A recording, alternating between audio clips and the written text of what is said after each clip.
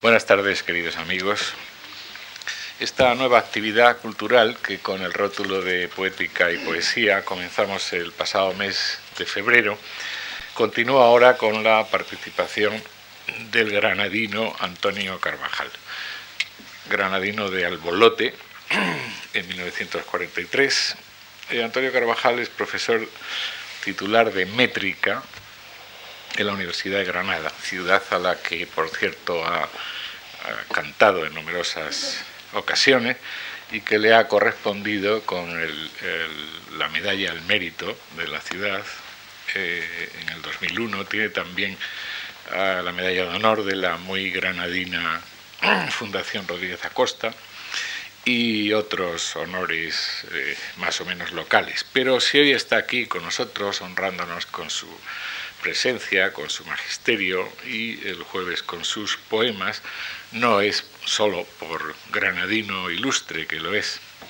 Por otra parte, es fácil, la poca facilidad y sensibilidad que se tenga a cantar a Granada y a sus paisajes maravillosos que vienen siendo cantados, vienen siendo pasto de poetas pues desde hace muchos siglos. Lo difícil es hacer con estos y con otros mimbres arte que trascienda las fronteras de lo local, que conmueva incluso a aquellos que no han visto nunca la Alhambra o el Albaicín. Y por supuesto, Antonio Carvajal ha hecho muchísimos más poemas que no tienen nada que ver, al menos aparentemente, con Granada. Su valor, el valor de Antonio Carvajal, fue reconocido muy pronto, y nuestro poeta, con apenas un libro publicado entonces, Tigres en el Jardín, de 1968, era ya incluido un par de años más tarde, en 1970, en la antología de Enrique Martín Pardo titulada Nueva Poesía Española, junto a Pedro Guinferrer, Antonio Colinas, José Luis Jover, Guillermo Carnero y Jaime Siles. En aquel libro, que las recientes generaciones pueden volver a hojear en una nueva edición de Hiperión, junto con la antología consultada en 1990, leímos mucho por vez primera a estos poetas, algunos de ellos también incluidos en otra antología más célebre, pero a mi juicio, y al de otros menos coherente, la de los 9 novísimos de Castellet. Carvajal no estaba en la de los 9 novísimos, pero desde entonces hemos estado esperando, sus admiradores, los libros que poco a poco, pero constantemente, nos ha ido proporcionando, regalando, diría yo. Por uno de ellos, Testimonio de invierno, dictado en 1990, recibió al año siguiente el Premio Nacional de la Crítica. Y desde entonces hasta el último, Los pasos evocados, que Hiperión acaba de publicar este mismo año, Carvajal ha publicado hasta 8 poemarios más, así que sus admiradores pues no nos podemos quejar precisamente. En su segundo libro de poemas, Serenata y Navaja, incluyó Antonio, tras una dedicatoria a su amigo Carlos Villarreal, un texto en prosa en el que expresa con suma claridad sus propósitos poéticos. Es un texto que debe gustarle todavía, puesto que ha permitido que encabece la antología plural que la Universidad de Granada le dedicó el año pasado, El corazón y el lúgano. Me fijo de ese texto en esta frase que abre el segundo párrafo. También canta la razón desde la cima de los sentidos. He buscado aliar en estos poemas la melodía de la voz y la melodía de la idea.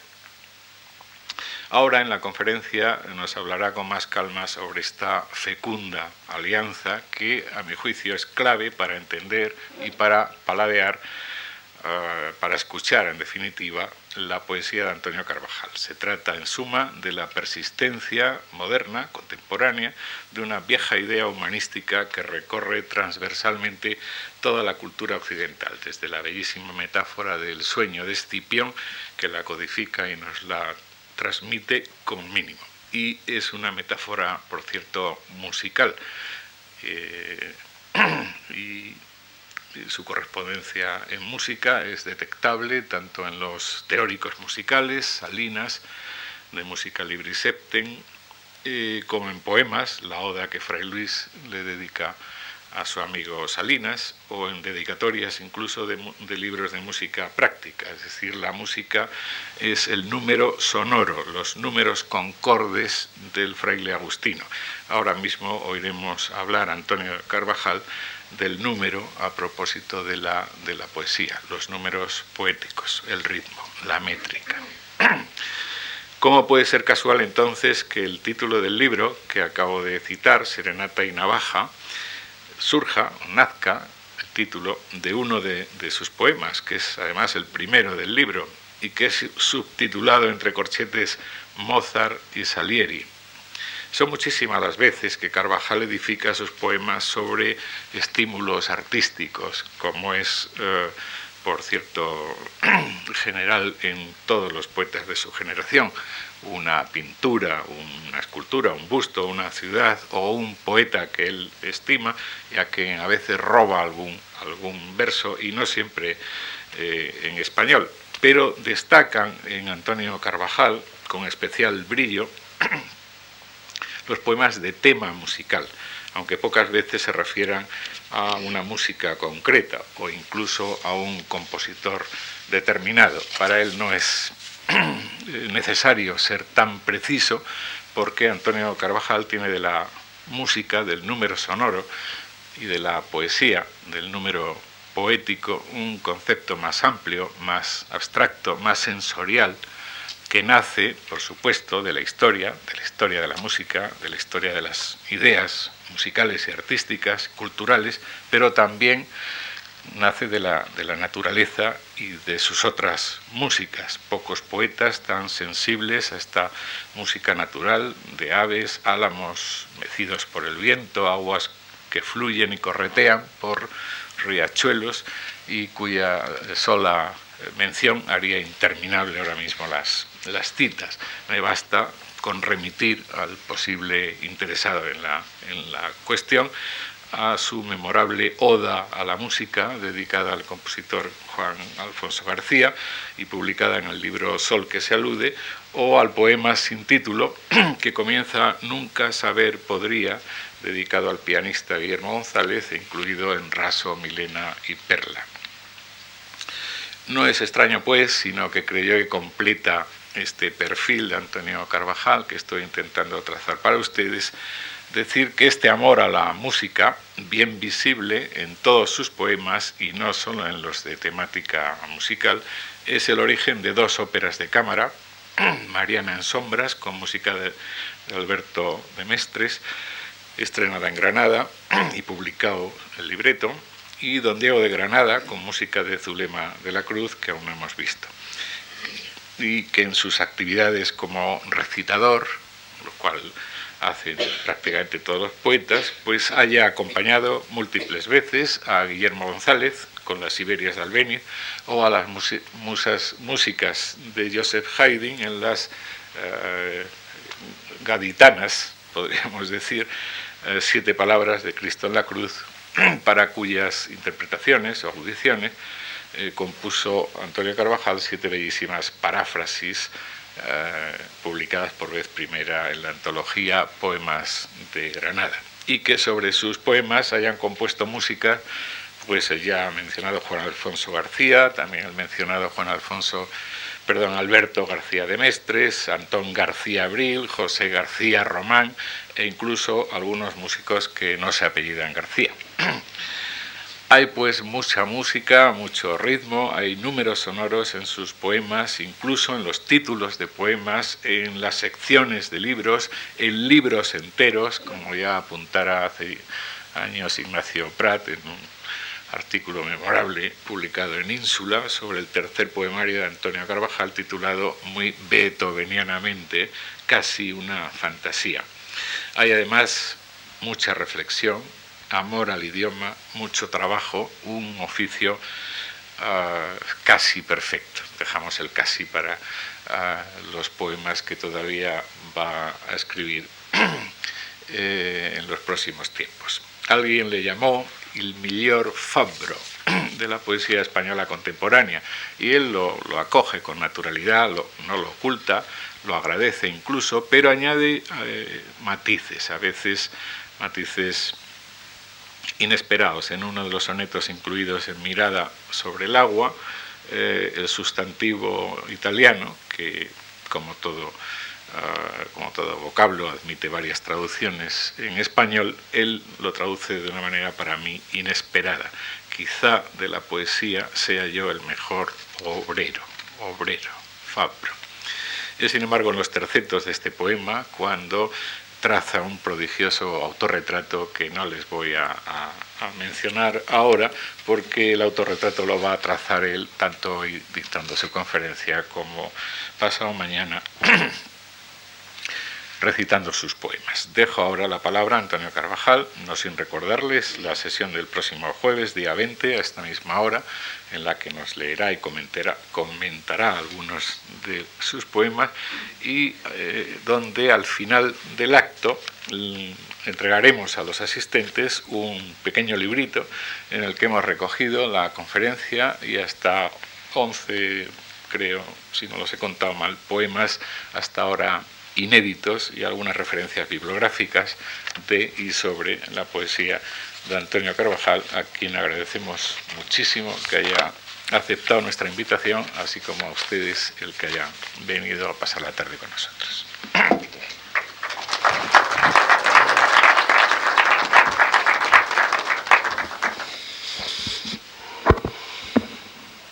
Muy buenas tardes. Se nota, simplemente oyéndolo hablar, que Antonio Gallego me quiere, y se entiende que yo esté aquí esta tarde precisamente gracias a él, porque sin ese cariño que ya me demostró hace años, cariño a mi poesía, no a mi persona, pero que veis que tampoco pueden disociarse tanto, cariño que ya me demostró hace años en su discurso de ingreso en la Real Academia de Bellas Artes de San Fernando, cuando me citaba por el mero placer de citarme. Ya estaba acreditado, y lo único que ha hecho con el tiempo ha sido aumentar y dar como fruto, que nunca agradeceré bastante, esta invitación para dirigirme a ustedes. En esta tarde en que la verdad no sé si tener el corazón partido, porque mis amigos de Granada, de la que yo vivo fuera, nunca me he integrado en esa ciudad a la que tanto canto, a estas horas estarán preparándose para ver la final del Marsella-Valencia de la Copa de la UEFA, y tendrán su buena merienda preparada y sus buenos whiskies que tanto echo de menos y me apetecen. Pero en fin, aquí me toca estar bajo este foco terrorífico que me hará sudar mucho. Y espero, sin embargo, que ni el foco ni la medio penumbra en que están ustedes, ni mi voz cansina, sea motivo para que se me vayan durmiendo poco a poco, porque nada más lejos de mi intención que convertirme en un pedazo de plomo. He preparado la conferencia y incluso la he preparado bien, me la he leído antes para no arrancarme mucho, porque no estoy acostumbrado a leer prosa. Yo solamente leo en verso, y podré leer la prosa si me he traído las gafas, que parece ser que sí, porque si no, pues tampoco. Bien, y voy además a dar la conferencia completa tal como la tengo por aquí puesta. Propósitos poéticos. En una sociedad tan hipócrita como la contemporánea, en la que ser joven no es un estado transitorio y sí un mérito, y en que la vejez no es otro estado transitorio, sino un baldón, heme aquí sesentón, ya viejo, dispuesto a celebrar las bondades de mi edad y a hacer balance de mi poesía. Agradezco a la Fundación Juan March, y en concreto a la diferente generosidad de don Antonio Gallego, su valoración de mi obra, que se concreta con mi presencia en este ciclo de poética y poesía. A ellos y a ustedes, que comparten este tiempo conmigo y me conceden el beneficio de su atención, mi agradecimiento sincero. Abrí todo mi ser a la poesía hacia los 16 años, cuando un amigo me vendió un libro bastante caro para mis disponibilidades dinerarias de entonces, titulado 20 poetas de hoy, antología de Rafael Millán, donde convivían con retratos y versos los experimentales y los tradicionales, los comprometidos políticamente y los estetas, los cronistas de la realidad y los del ensueño, los de bronca expresión existencial y los que ya habían agotado su existencia. Desde Celaya y José Luis Hidalgo hasta Ángel Crespo y Carlos Bousoño, que luego me enseñaría tanto con su teoría de la expresión poética, de todos aprendí y todos me abrieron caminos amplios que terminaron concentrados en un solo punto. Esta frase de don Miguel de Unamuno: la poética no es cuestión de perceptiva, sino de posceptiva. Pues en efecto, cuanto puedo decir de mi obra no surge de un juicio previo sobre el ser de la poesía como una sustancia a la que debiera dar forma, sino que brota del frágil análisis de lo ya realizado, una manipulación de esa materia mostrenca que es la palabra común, trabajada para conseguir que entre sus sonidos y los silencios en que se envuelven se manifieste ese caprichoso fenómeno que llamamos poesía. Y más, cuando sentí la necesidad de expresar mi mundo midiendo las palabras, sabía que me instalaba en un mundo de otros, dicho de muchas maneras y con distintas y diversas intenciones. Mi propio entorno personal estaba verbalizado de manera sublime, no solo por Federico García Lorca.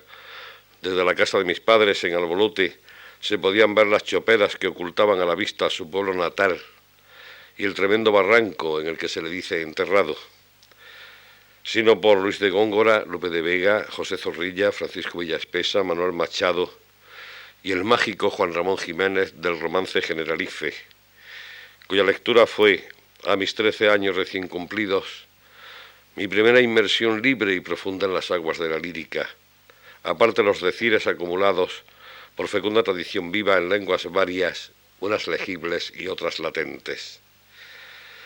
Tan fascinante como la sinuosa caligrafía arábiga de la Alhambra, me resulta la indescifrable toponimia granadina.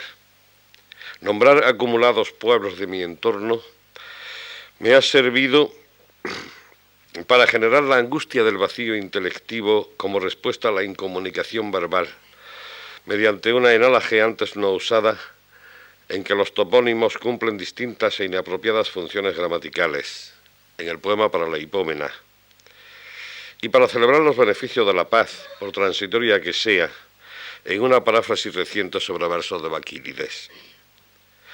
Sé que mi gusto por la toponimia brota del moroso paladeo de modelos previos, suministrados por Miguel de Unamuno y Gabriel Miró, y por lo mismo sé que tanto mis intenciones estéticas cuanto sus concreciones y resultados son otros, como sin duda fueron otros la intención y el resultado estético obtenido por el anónimo autor del romance fronterizo que comienza Caballeros de Moclín, peones de Colomera, donde se ayuntan el nombre del lugar a donde mi padre me condujo para vivir mi primera y única romería y el del pueblo nativo de mi madre. Sí, me gusta nombrar lugares y paladear el idioma. Como me gusta designar a los destinatarios de mis poemas, hechos sus nombres materia indisoluble de mi palabra, tantas veces en dedicatorias, algunas veces en títulos, frecuentemente en acrósticos vertebradores del texto, otras veces como un eco, así Tarpia, poema estructurado como un juego de variaciones sobre la dedicatoria a I. Prat, así Cantar de Amigo, modulado en el eco suscitado por el apellido del joven Javier Verdejo, asesinado por las fuerzas del orden del desorden pasado. Aduzco, a modo de ilustración, la primera estrofa de Para la hipómena. Para la hipómena, Bericena Alquife, Colomera Hueneja, Zujalpinos Bérchules, Ferreirola, Illora, Jun Castel de Ferro, Orgivanalila, Salobreña, Jete. O estos versos de la paráfrasis sobre Baquílides. Vienen Diácula y el Turro, Fornes, Cacín y Tajarja. Agrón, Lazahora, Escúzar, Jayena, Huelma y Alama, La Malajá, Dilar, Híjar, Otura, Arendín y Játar. El Bermejal, Los Ojíjares, Zafayona y Zafarraya. Un albardán de Albolote y un albarrán de Molbizar completan el joven coro con los de Gavia y Cozbíjar. Y aduzco también como ejemplo este fragmento de Tarpia, donde por cierto hago todos los metagramas y anagramas posibles, excepto el más fácil y el más evidente, que es patria, precisamente porque Ignacio Prat ya no estaba vivo y entonces ya no tenía tierra, o la tierra que tenía no era la que debía pisar, sino la que lo recogía. Y por una parte había escrito un libro maravilloso sobre Juan Ramón Jiménez que se llama El muchacho expatriado, y por tanto la palabra patria tenía que quedar fuera de mi poema. Pirata, para ti partía Tapir. La ruta fue desolación, el fin de la aventura, un ir sin poliedros.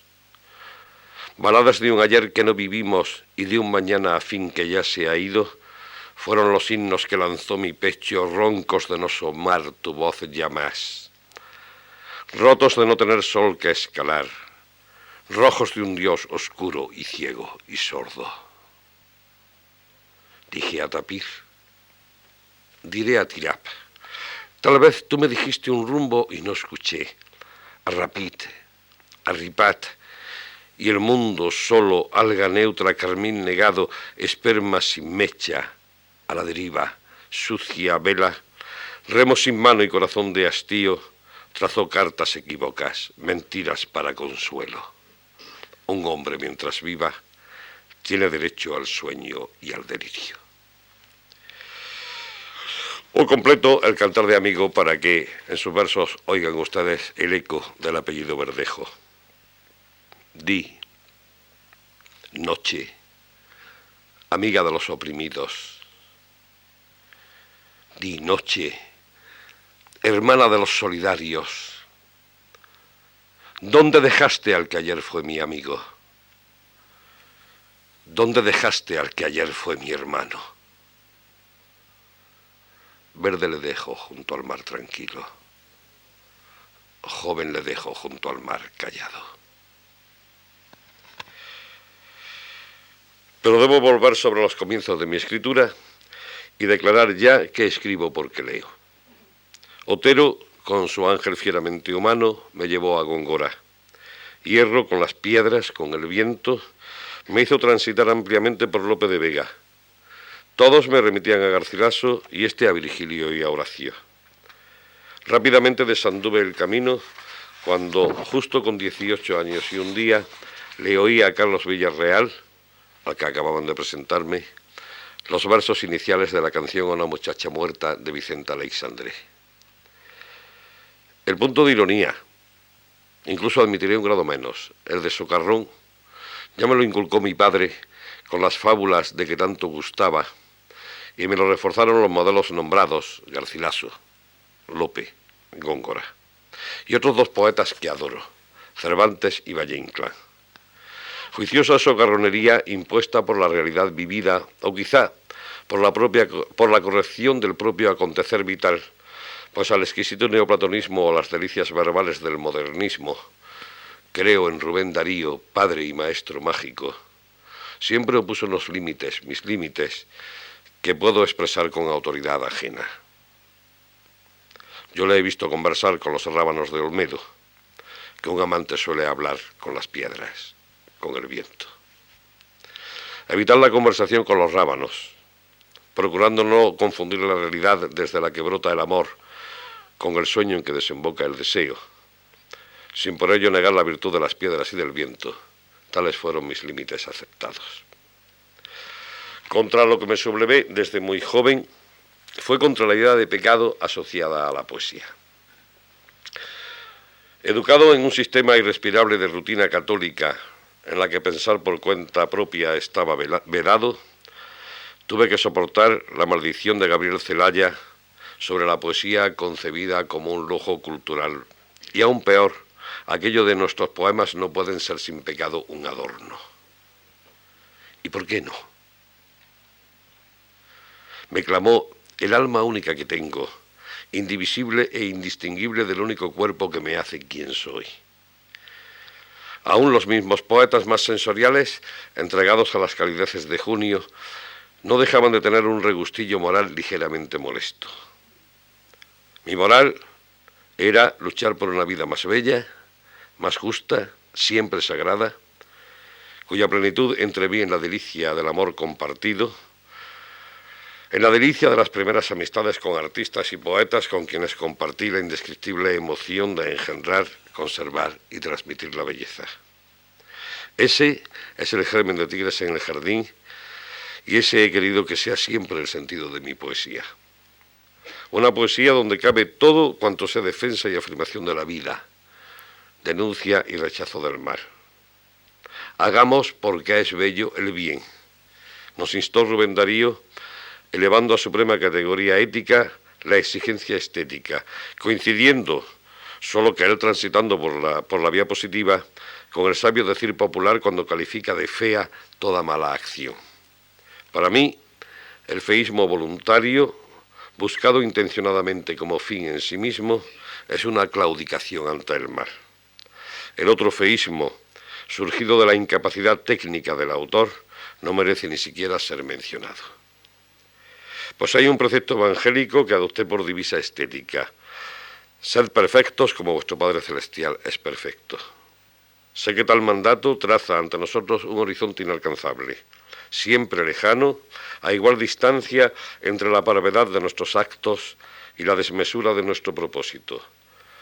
Pero es tan hermoso, consolador y vivificante iniciar el camino del bien que desconozco otra vía para llegar a nosotros mismos, así sea con la última caída. Y sobre esta divisa, la severa advertencia de Vicente Aleixandre: en poesía lo que no está bien dicho, no está dicho.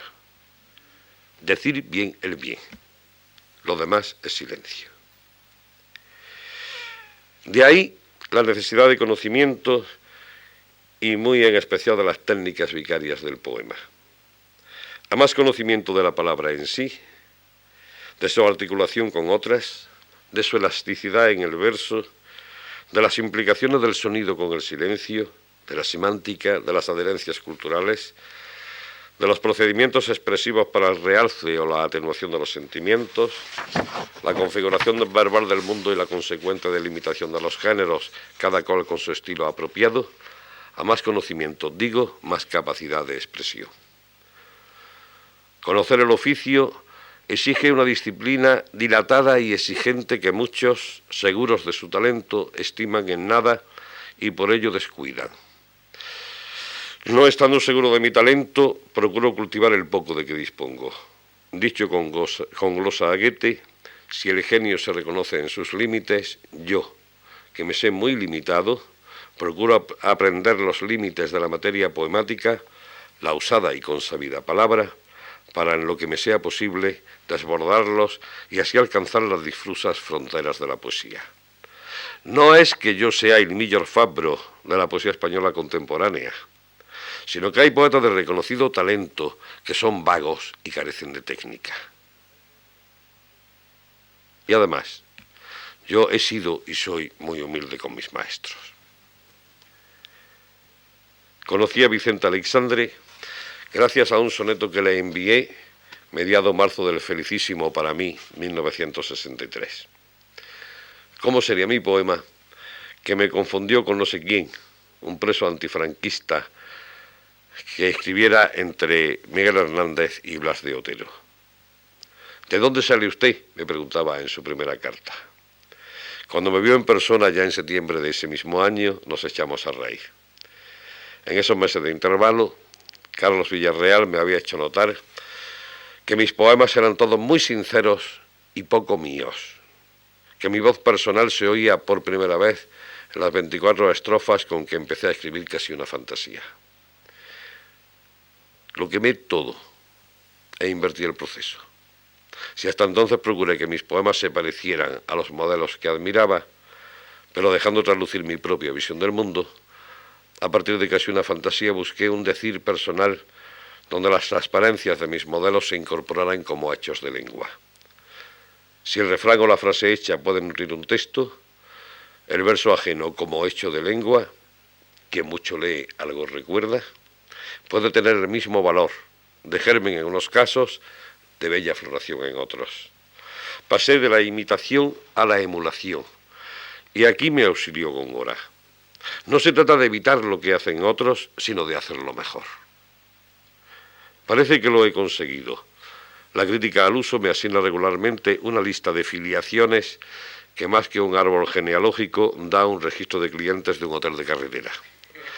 Pero esa misma crítica me atribuye una voz singular. Como ya he dicho, encontré la singularidad de mi voz en la disciplina del estudio y en la aceptación razonada de los consejos de los mejores. Si un día quemé todo lo que no me sonaba villarreanamente a mí, otro día me resonaron interiormente las palabras de Aleixandre. No te ates a una idea previa del poema. Si pide vuelo, déjate ir. Su consejo no pudo ser más oportuno, pues me alcanzó en el momento en que se me extinguía el deslumbramiento que me produjo la métrica española de Tomás Navarro Tomás, que años antes me había regalado la poetisa Elena Martín Vivaldi, diciéndome: toma, niño, tú le sacarás a este libro más provecho que yo. Efectivamente, no se equivoco, vivo de él. Navarro Tomás, que luego publicó un arte del verso, buscaba la ciencia del metro. Mas la versificación provoca muy extraños fenómenos, de manera que versos correctos suenan mal y otros que no parecen ajustarse a las reglas suenan divinamente. La poesía no parece gustar de presentarse en la manipulación mecánica de las palabras. Requiere algunas veces un punto de travesura o regresión o desafío, solo dable a quienes íntimamente dominan las reglas, pues solo desde las reglas podremos valorar la magnitud del desvío. Recuerden la anécdota. Miguel Jaín le llevó a su hermano José, el gran sabio, una partitura que el maestro leyó con avidez. Esto es imposible que suene, pero si lo ha escrito Mozart, sonará. Y sonó. Era el cuarteto de las disonancias.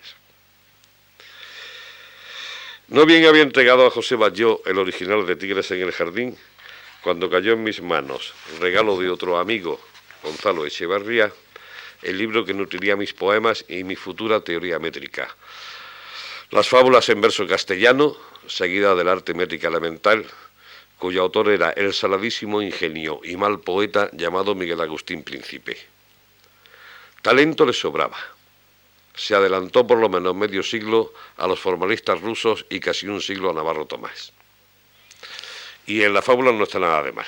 Recuerden ustedes aquella tan estupenda que viene muy a propósito para determinadas conductas que observamos todos los días en nuestro entorno social, donde cuenta Miguel Agustín Príncipe que en agua de Colonia bañaba a su marrano doña Antonia con afán tan tenaz que daba en terco.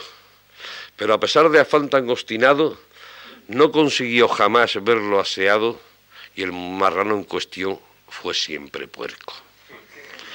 De donde se deduce la siguiente moraleja, que es luchar contra el sino, con que vienen al mundo muchas gentes, querer hacerlas limpias y decentes. El que nace lechón muere cochino.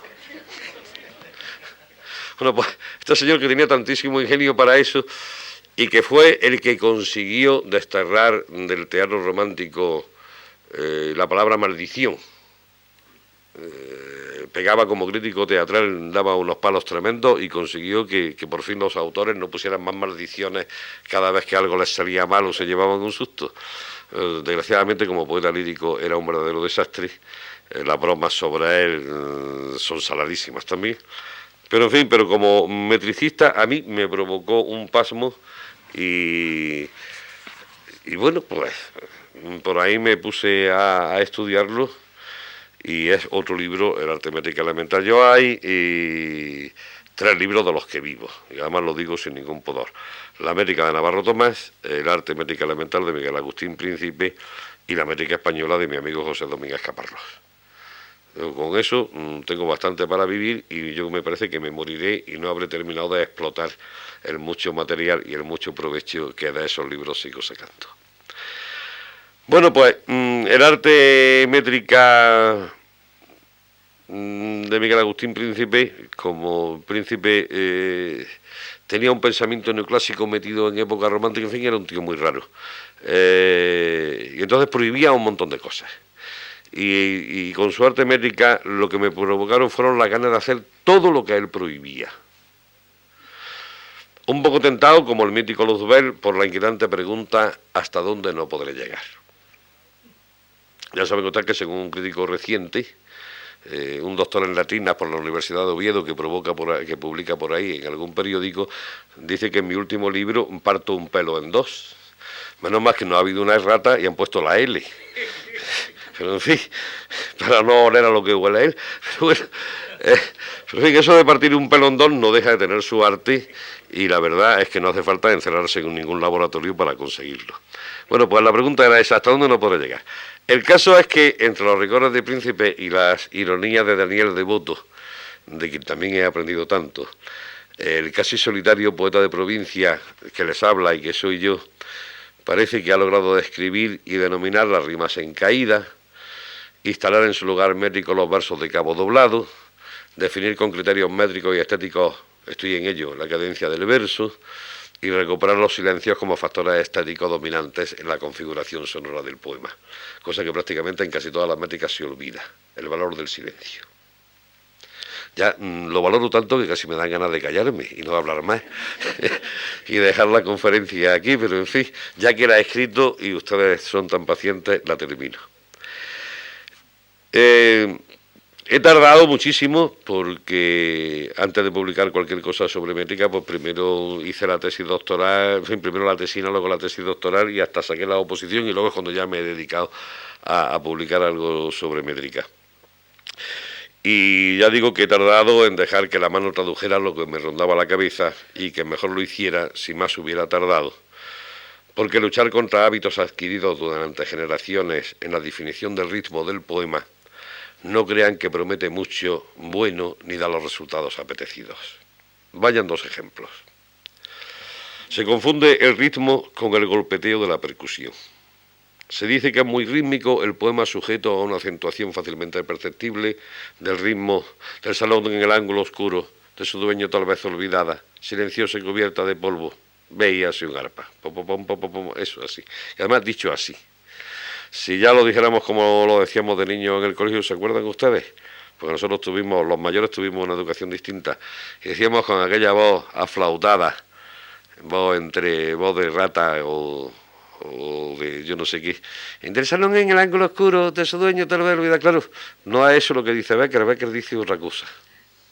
Becker debe decir aproximadamente, por lo menos yo entiendo, que Becker debió decir algo así como del salón en el ángulo oscuro de su dueño tal vez olvidada, silenciosa y cubierta de polvo, veíase el arpa.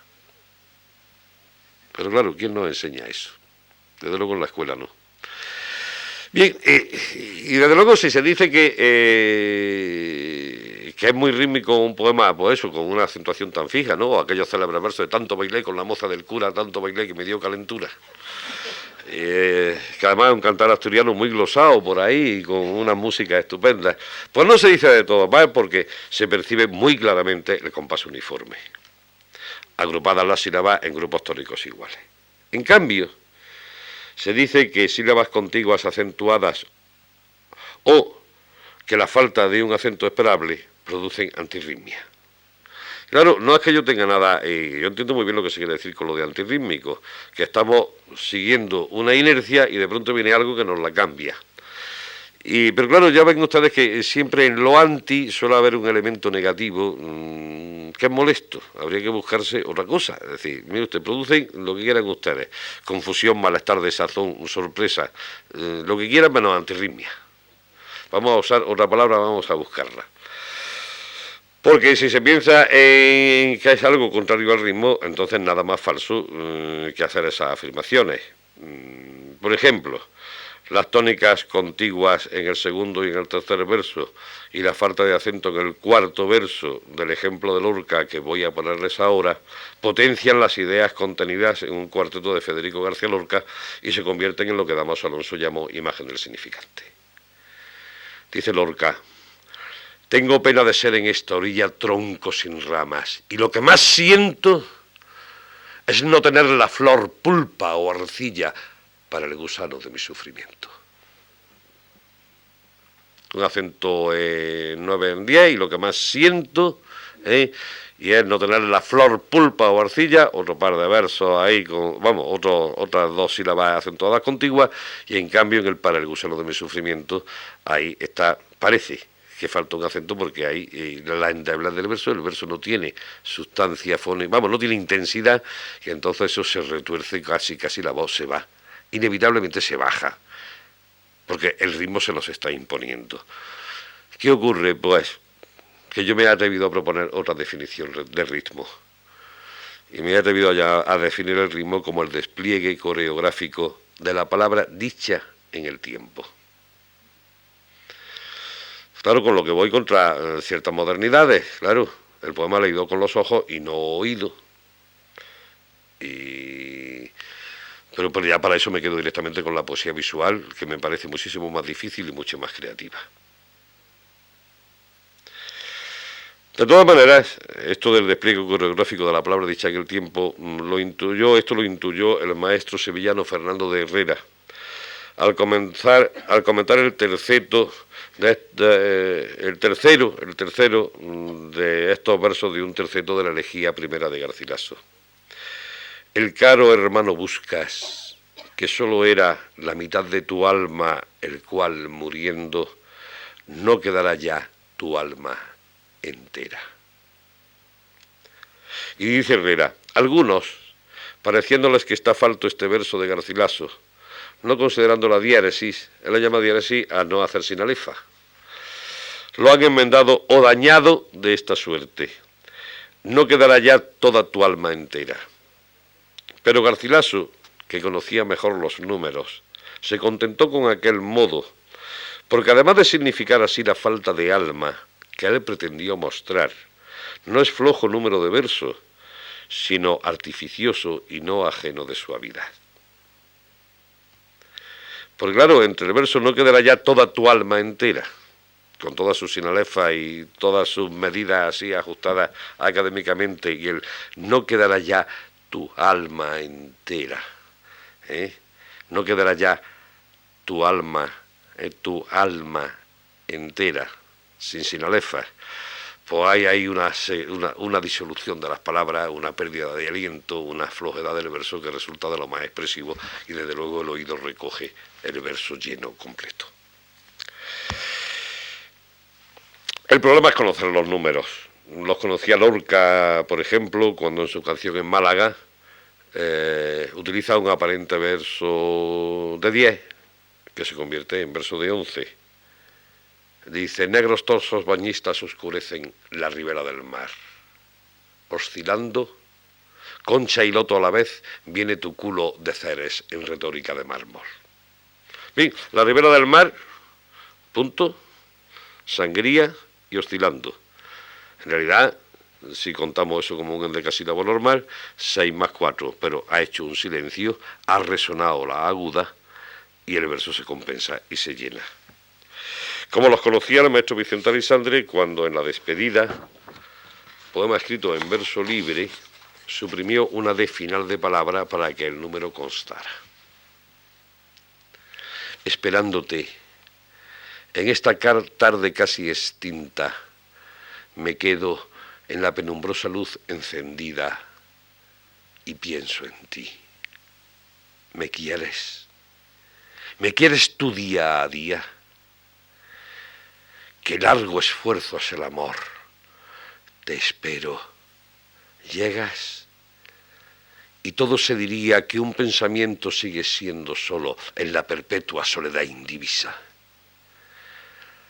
Horas de entrega dulce, horas de engaño largo y luz conforme, horas de silenciosa voz adormecida. Todo lo que sigue. O cuando en el poema Vida aprovechó el efecto del silencio combinado con la posición del acento en esdrújula para lo que son 12 sílabas, aparente reducirlo a 11. Vivir, vivir, el sol cruje invisible, besos o pájaros, tarde o pronto o nunca. Como los conocía Juan Ramón Jiménez, cuando versificó así en su lamento de primavera. O ciego, o sordo, o mudo, yo te daba opio, te daba bro, muro, té, método, libro y reloj, y estabas hecho para el amor. Claro, en este ejemplo de Juan Ramón, la primera vez que se oye, cuando dice te daba bro, en el momento en que la bro por posición se ha convertido en sílaba tónica, uno piensa cualquier cosa, lo más inmediato es pensar en la palabra broma. Cuando pasamos al verso siguiente nos desengaña y nos dice que no, que lo que le daba era bromuro, pero ya hemos pensado en la broma, por lo menos en la broma, si no hemos pensado en alguna palabra más. Y entonces aparece la palabra bromuro, desengañándonos, pero ya nos ha realizado otro verso maravilloso que es muro, té, método, con lo cual al partir la palabra bromuro en dos, ha añadido el significado de broma, por lo menos ese, y ha añadido ese verso maravilloso, ha añadido la palabra muro, como significante de encierro, el método que luego va a explicar la palabra siguiente, muro, té, método, pero claro, ese verso, muro, té, método aislado, vale por todo el poema. Saber por dónde hay que cortar la palabra, saber dónde hay que hacer el silencio, saber dónde las picardías se pueden hacer y dónde están de sobra. Estas no son las bellacarías que hacía Bartolo y la otra detrás de la puerta, y la hermana Marica, ¿no? Esto es otra cosa. Así que el aprendiz de poeta y el estudiante de métrica que sigo siendo, no para de mirar y de admirarse ante esto que los pedantes llaman una práctica de desvíos, ni para de sorprenderse ante la pobreza de registros de tanto poeta contemporáneo, más o menos coetáneo, que suelta la manivela del endecasílabo de 3 acentos, 2 de ellos fijos, en sexta y en décima, acumula adjetivos y comparaciones y expele cuanto se le viene a la boca hasta completar la tirada mínima de versos exigida en las bases del concurso. Si necesita 4 acentos, expande hacia el alejandrino, no se va a molestar en hacer un sáfico, que cuesta mucho trabajo, sin pensar en los resultados estéticos de dicha expansión, porque no todos somos don Jorge Guillén, ni sabemos aprovechar la dilatación versal de la manera que don Jorge lo hizo, por ejemplo, en su poema Los buitres, que por cierto está lleno de endecasílabos sáficos, pero de pronto don Jorge expande. Aves volaban altas, cielo altísimo. ¿Cómo se llamarán? Son buitres, nombre siempre siniestro. Cuando ya perciben olores por olfato extraordinario de algún muerto difunto de catástrofe, con su rapacidad irresistible, sin cesar orientada hacia la muerte, buscarán el cadáver delicioso. Y volando seguían, y suspensas las alas. Pero claro, ahí expandir hacia el alejandrino es una verdadera maravilla, porque da esa extensión del ala después en el segundo mistiquillo, y eso es una maravilla de representación del movimiento del poema dentro del movimiento de la palabra. Así que como soy el autor de un arte poética, que se la dediqué por cierto a mi amigo Paco Castaño, cuya lección primera es cuerda y tijera, con los modelos citados y otros que no es necesario nombrar, he procurado dotar a mis poemas del número suficiente. Por ejemplo, para arrancar con impulso solemne, la supresión de la D para hacer sin alefa, que por cierto está en Unamuno, está en Aleixandre, ya está en Garcilaso. Por supuesto, claro, todo está en Garcilaso, o casi todo. Y en los poetas contemporáneos cada vez más abundante. La majestad imperial del César Carlos, pero nadie dice la majestad imperial. Fíjense ustedes bien, nadie lo dice. Cuando llegamos al verso nos ponemos redichos y la fastidiamos. La majestad imperial del César Carlos, bajo especie de piedra, se presenta como Hércules infante. Así proclama, superando los siglos, el olvido, la ignorancia y los cómplices silencios de quienes se avergüenzan de su historia, un concepto del mundo y en el mundo la asunción de su ser y su destino. O para reforzar la idea de la vehemencia que estoy expresando, corto el verso: ese cielo que enseñas, música oscura y vehemente pájaro que al cielo escribe sus mensajes sombríos. O para jugar con la doble etimología, la culta y la popular, y enriquecer el texto con semas imprevistos, a la manera de antes de Juan Ramón, bajo del condestable cielo, ciegos del reverbero de su gloria. O para conjurar una cursilada prosaria. Yo no suelo utilizar la palabra cursilada, yo suelo decir una mariconada, pero en fin, dicho en prosa, pero queda más bonito cursilada porque es más políticamente correcto. Oigan ustedes el poema en verso, que luego se lo voy a decir en prosa. Les aseguro que en verso no se van a enterar de nada, y esa es una de las fascinaciones del poema. O nube cuanta calén, dula en flor espera yu, vía que le niegas tan raña y avara sabien, do que es el agua sostén de la flor y la alegría, ha de cuerpos y alma ardí, dos, no celes sol y col, mala sed con unos gol, pez generosos y fluí, dos de ti. ¿Se han enterado de algo? Casi. O nube.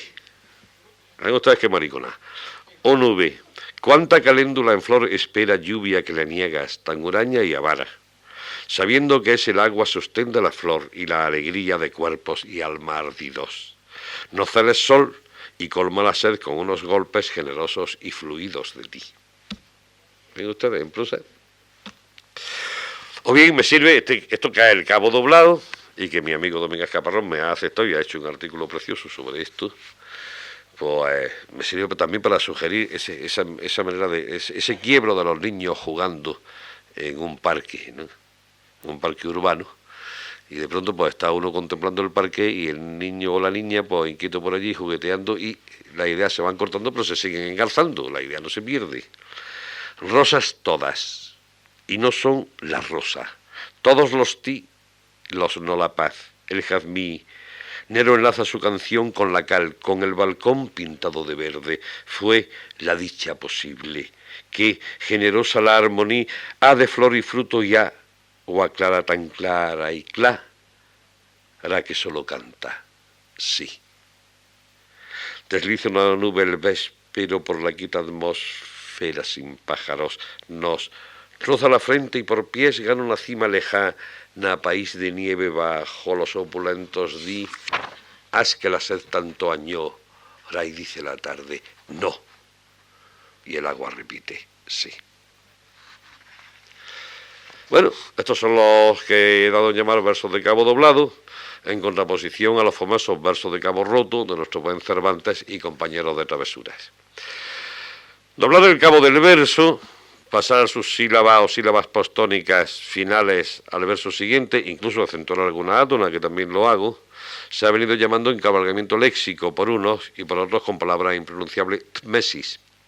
Se pone la lengua apoyada en los dientes. Se intenta pronunciar una T, se pronuncia una M, procurando no espurrear de saliva al que tiene uno delante, claro, pero, no hay manera de pronunciar tmesis más que de una manera muy rara.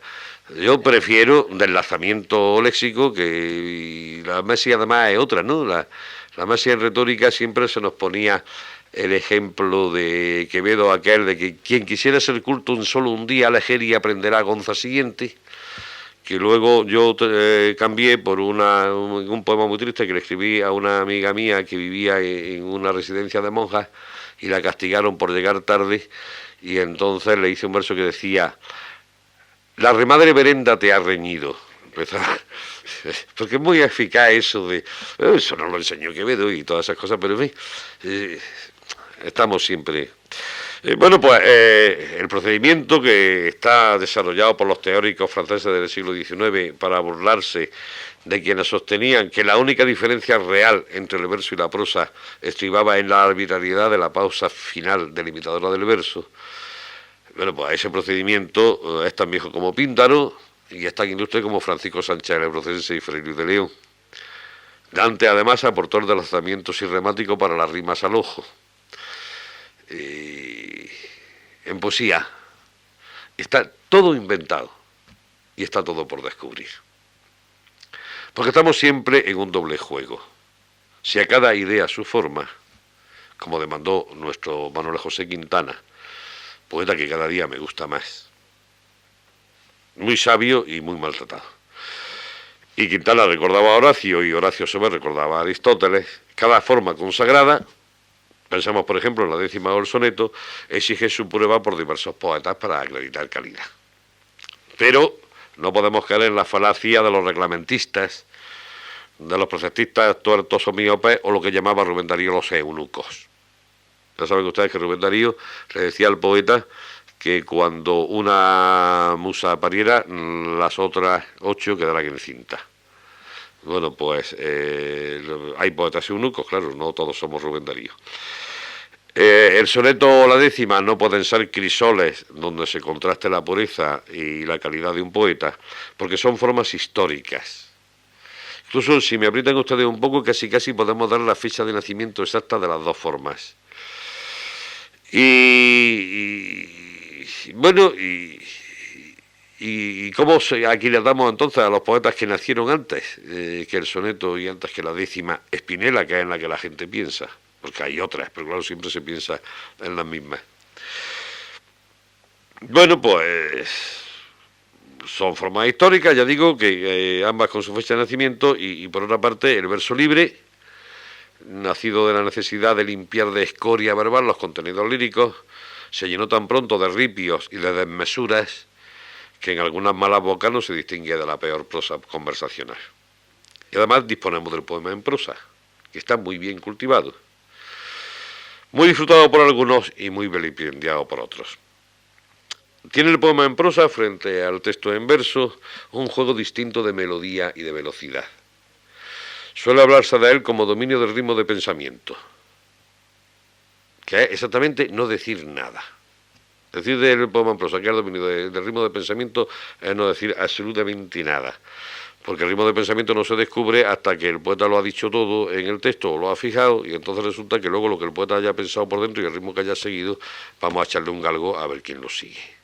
No hay más ritmo que el que hay allí en el texto que nosotros estamos realizando. Pero bueno, lo tenemos que realizar, además, sí, efectivamente, frente al poema en verso. El poema en prosa lo tenemos que realizar necesariamente con otras velocidades y otras melodías. Y esto porque la inmensa mayoría de los poemas en prosa que conozco no están articulados por un conjunto de ideas con una sintaxis que responda a una lógica especial y sometida a la dinámica del concepto, sino que por el contrario dominan los afectos y la sintaxis se acomoda a la producción de enunciados sugestivos en los que suele ser sacrificada la exposición nítida del pensamiento en pro de un patetismo casi siempre convulso y avasallador. Normalmente los poemas en prosa son más patéticos que los poemas en verso. El sentimiento se desborda más. Y quien quiera probarlo, pues releanse un soneto cualquiera de Góngora y releanse ustedes un poema en prosa de Juan Ramón Jiménez o de Vicente Aleixandre, por no irnos a otros ejemplos más inmediatos. Por cierto, Góngora es el poeta español que más acentos suele embutir por verso. Hagan ustedes la cuenta. A más acentos, más palabras con plenitud de contenido semántico. A mayor contenido semántico, mayor riqueza de conceptos. Lo del culterano Góngora vacío vamos a irlo dejando aparte, vamos a dejarlo como una lectura de época, vamos ya a convencernos de que Góngora fue el modelo, juntamente con Camões, el modelo inmediato de Gracián, y vamos a prestarle más atención a eso. Los otros problemas que tiene Góngora se resuelven con teniendo a la mano la Metamorfosis de Ovidio y una buena enciclopedia. Tampoco es para tanto. Bien. A lo largo de mis años de escritura poética he tentado muchas formas, de las que he roto bastantes e innovado en no pocas. Tengo fama de versificador apegado a la tradición. Hubo un crítico que no me llamó tradicionalista de la Jons de puro milagro.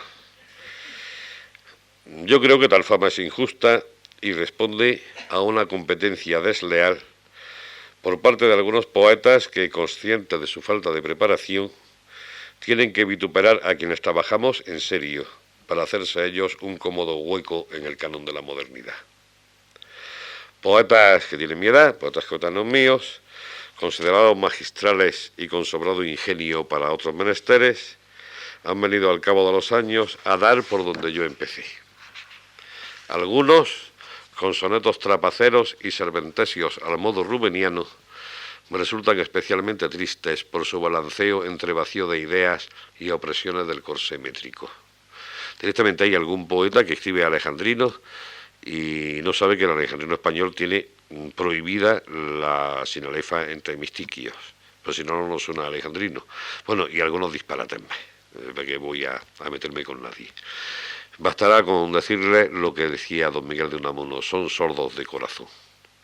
Y no pasan de la mera reproducción del chinchín adquirido en lectura irrelevante, en la ejecución mecánica de poemas tomados por modelo y no desentañados, con la humildad del aprendizaje, en el maravilloso decir que los grandes maestros presentan.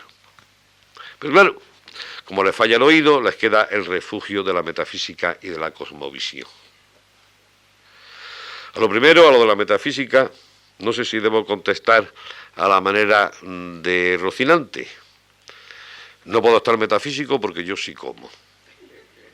Recuerden ustedes aquel diálogo de Rocines cuando le dice Babieca a Rocinante: ¿metafísico estáis? Responde Rocinante: es que no como. No, pues yo no puedo estar metafísico porque a mí se me nota que me sobran kilos. A lo segundo, ¿cómo tener una visión imitable de un mundo tan mudable como el que nos ha sido dado vivir? La memoria que tengo de mí muestra muy a las claras cuánto he mudado. Lo mismo que no quepo en el traje de la primera comunión, tampoco el mundo que hoy vivo me cabe en los esquemas adquiridos ni en la infancia, ni en la juventud, ni hace 20 años. No es que vaya quemando etapas, es que el mundo cambia y exige unas respuestas no menos cambiantes a sus mudanzas. Por aquí, más que por la analogía con determinadas composiciones musicales, creo que cabe explicar mi gusto por las variaciones, las mudanzas, las contrahechuras y las glosas, a modo de acercamiento y expresión a los temas, cuya exposición desde un solo punto de vista ya supondría un no entenderlos, una relación superficial con el mundo y sus incitaciones que me colocaría fuera de él y de mí mismo.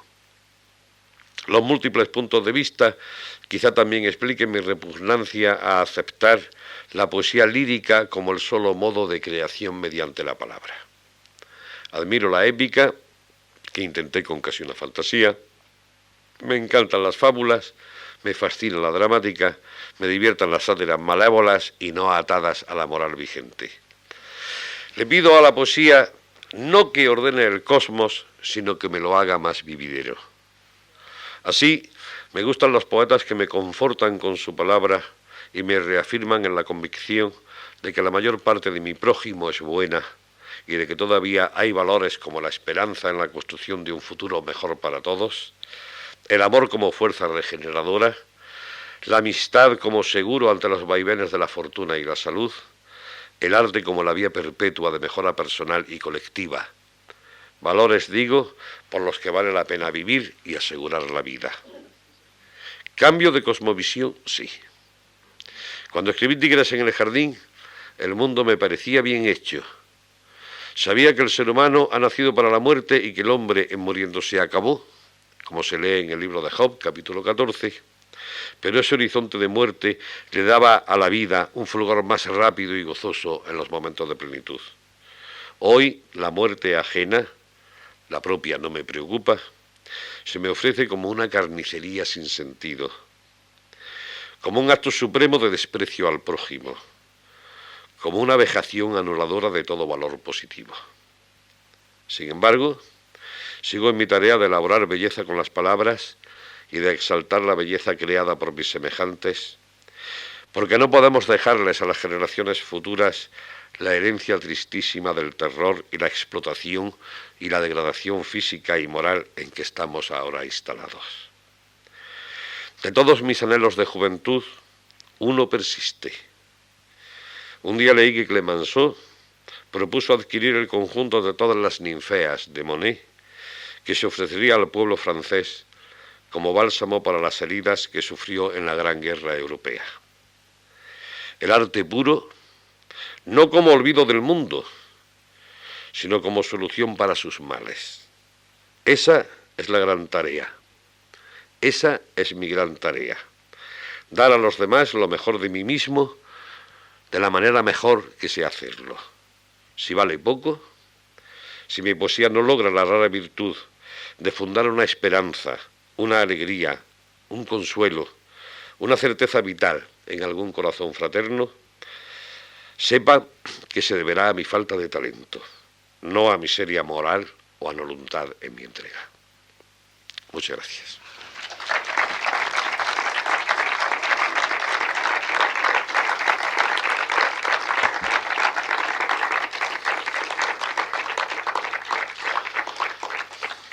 ¿Hay coloquio? No, yo por si alguien me quiere preguntar algo. Ya que vengo tampoco a Madrid y me exhibo tampoco en público. No es que uno venga a Madrid de incógnito, es que no se le nota, afortunadamente. Pues si alguien quiere preguntarme algo, ahora tenemos la ocasión. Y si no, pasado mañana, si no han salido de mí hasta la Coronilla.